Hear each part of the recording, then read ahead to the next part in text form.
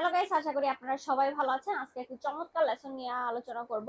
আমি যে advance writing নিয়ে ক্লাসগুলো নিচ্ছি সেটার আজকের 13তম পর্ব নিয়ে আলোচনা করব। ঠিক আছে, তো দেখুন, একজন দোকানদার ক্রেতাকে ঠকানোর জন্য অতিরিক্ত দাম রাখলো, কিন্তু ক্রেতা খুব সচেতন ছিল এবং সে সঙ্গে সঙ্গে দোকানদারের ভুল ধরে ফেললো।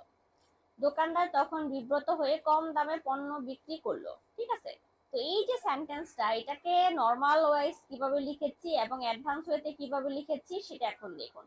ইডমস এন্ড ফ্রেজ দিয়ে কিভাবে লিখেছি সেটা দেখুন। একজন দোকানদার ক্রেতাকে ঠকানোর জন্য, দেখুন, একজন দোকানদার ক্রেতাকে ঠকানোর জন্য অতিরিক্ত দাম রাখলো। এটার অর্থ কি হবে?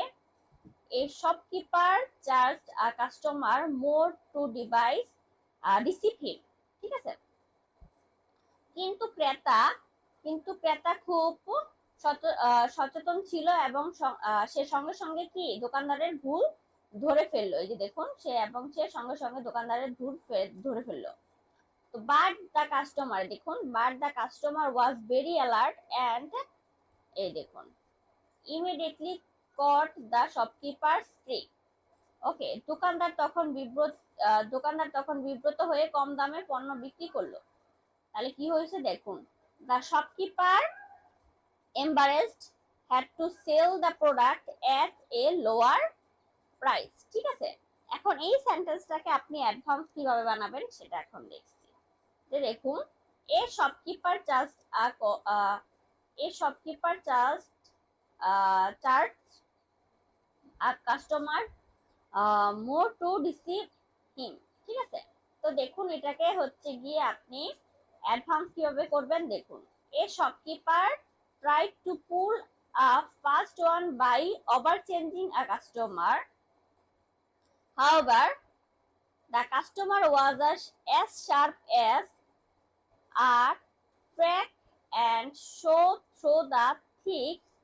uh, throw the trick in no time। ঠিক আছে, এই যে দেখুন, immediately caught the shopkeeper trick. তো এটাকে আপনি কি লিখবেন যে the customer was as sharp as track and throw the trick in no time. ঠিক আছে, তো পরবর্তীতে দেখুন, এই সেন্টেন্সটা এটুকু কি করবেন, the shopkeeper embarrassed had to sell the product at a lower price. তো দেখুন, পরে কি লিখেছে, embarrassed the shopkeeper had to sell humble pie and sell the product at the right, দেখুন, এই যে product at the right price. ঠিক আছে, তো এগুলোর বাংলাটা কি অ্যাকচুয়ালি দেখুন, পুল আ ফাস্ট ওয়ান, কাউকে প্রতারণা করা, অ্যাজ শার্প অ্যাজ ট্রাক, অত্যন্ত বুদ্ধিমান। তারপর দেখুন, সি থ্রো সামথিং, কোনো কিছু সহজে ধরে ফেলা।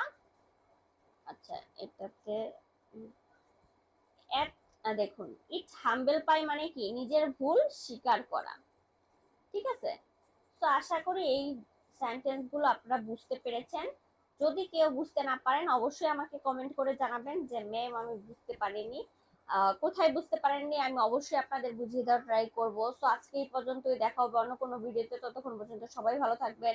ধন্যবাদ সবাইকে, আর অবশ্যই কিন্তু চ্যানেলটি সাবস্ক্রাইব করবেন, ভিডিওটি শেয়ার করে দিবেন। ধন্যবাদ সবাই।